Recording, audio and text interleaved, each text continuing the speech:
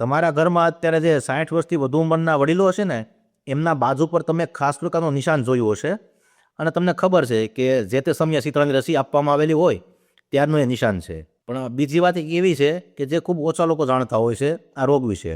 કેમ કે માનવ જાતે પોતાના કુકર્મો અને પાપથી ઘણા બધા પશુઓ, પંખીઓ અને વનસ્પતિની ઘણી બધી પ્રજાતિઓને પૃથ્વી ઉપરથી હાવ લુપ્ત કરી દીધી છે, કે જે આખી માનવજાત માટે ખરેખર શરમની વાત છે. પણ બીજી બાજુ આખી દુનિયાના માણસોના સહિયારા પ્રયત્નોથી આજ સુધીમાં માત્ર એક જ વાયરસને લુપ્ત કરી શકાયો છે અને એ છે શીતળાનો વેરિયોલા વાયરસ. હવે આ વાયરસ વિશે જે માહિતી ખૂબ ઓછા લોકો જાણે છે એ એવી છે કે 1980માં આ વાયરસનો લગભગ સંપૂર્ણ નાશ કરવામાં આવેલો.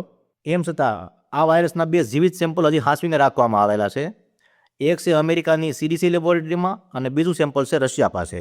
1996માં WHO એવો ઠરાવ પસાર કરેલો કે 30 જૂન 1999માં આ બંને સેમ્પલનો પણ નાશ કરી દેવો.